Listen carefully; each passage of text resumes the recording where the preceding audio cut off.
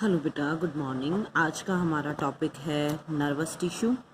चार टिश्यू की हमने बात की थी, एपिडर्मल टिश्यू, ठीक है, स्केलेटल टिश्यू और मस्कुलर टिश्यू। आज हम फोर्थ की बात कर रहे हैं, नर्वस टिश्यू की, ठीक है। नर्वस टिश्यू आपके पास मेनली मिलके बना हुआ है न्यूरॉन से, और न्यूरॉन्स के अलावा भी कुछ सेल्स होती हैं जैसे एपेंडाइमल सेल्स, वो जो हम आज पढ़ेंगे। Mainly it is related with the study of neurons.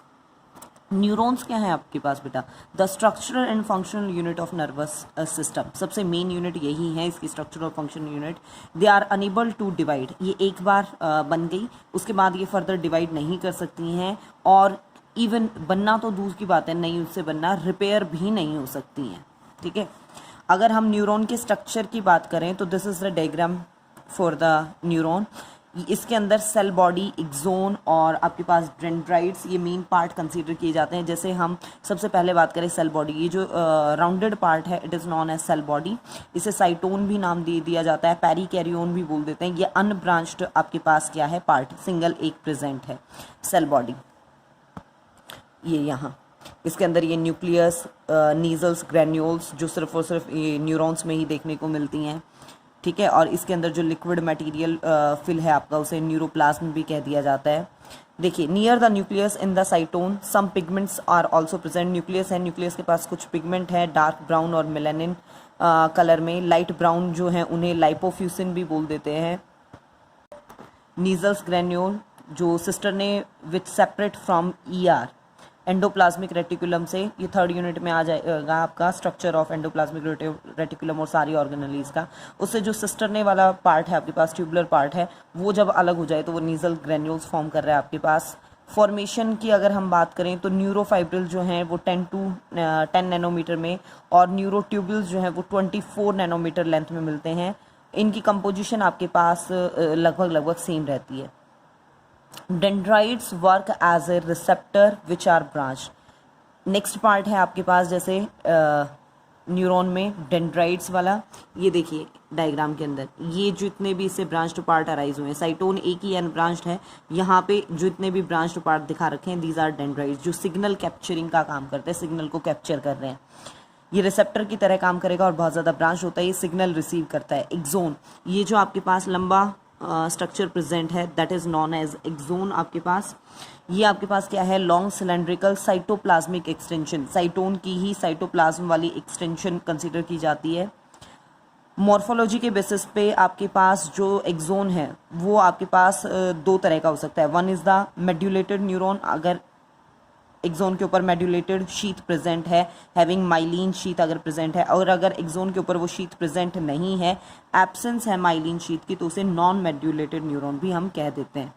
Basis function के बेसिस पे न्यूरॉन्स आपके तीन टाइप के हो जाएंगे बेटा। सेंसरी न्यूरॉन, ठीक है, जो रिसेप्टर से सिग्नल लेंगे और सेंट्रल नर्वस सिस्टम तक पहुंचा देंगे, ब्रेन और स्पाइनल कोड तक।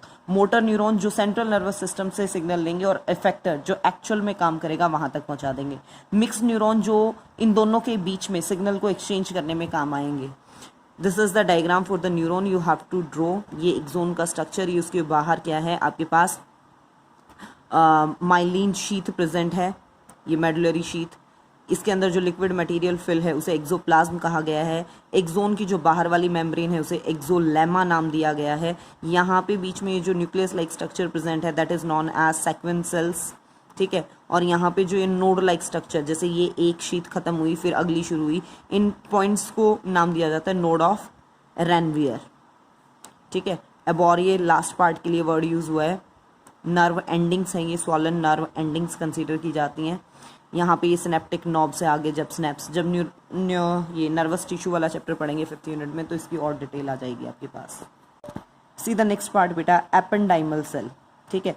कॉल्यूमिनर एपिथेलियल सेल्स ही होती हैं। ड्यूरिंग एम्ब्रियोनल स्टेज दे बियर, एम्ब्रियोनल स्टेज जब है कि एम्ब्रियो के अंदर जब ये है तो इनके अंदर सीलिया होता है, लेकिन अडल्ट के अंदर इनका सीलिया क्या है वो रिमूव हो जाता है कुछ जगह से। Ependymal sales. नेक्स्ट है, आप नर्वस टिश्यू में सेल कंसीडर कर सकते हो neuroglial cells. These are present between the neurons में, कहीं कहीं बीच में प्रेजेंट होती हैं, एक्सेप्ट द सिनेप्स। सिनेप्स क्या है, joining of the two neuron, दो न्यूरॉन, एक न्यूरॉन से अगले न्यूरॉन में जो सिग्नल पास किया जा रहा है वो सिनेप्स के थ्रू पास किया जा रहा है। Help to maintain the proper unidirectional flow, कि पूरा एक डायरेक्शन में, जैसे यहाँ से सिग्नल शुरू हुआ तो वो आगे एक डायरेक्शन में लीड कर जाए, वो फ्लो न्यूरोग्लियल सेल्स मेंटेन करती हैं। ये अलग अलग शेप और साइज़ में आपके पास मिल जाती हैं। इन्हें पैकेजिंग सेल्स भी नाम दिया जाता है। इस तरह की नॉर्मल ये सेल्स होती हैं।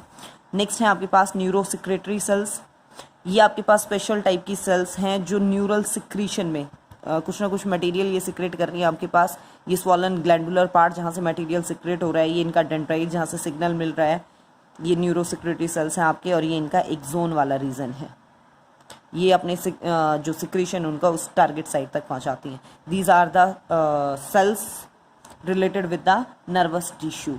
देखिए न्यूरॉन्स डिवाइड नहीं कर सकती हैं, स्टिल ब्रेन ट्यूमर हो जाता है। ट्यूमर क्या है, मतलब एक सेल की बहुत ज़्यादा अनलिमिटेड ग्रोथ हो जाना।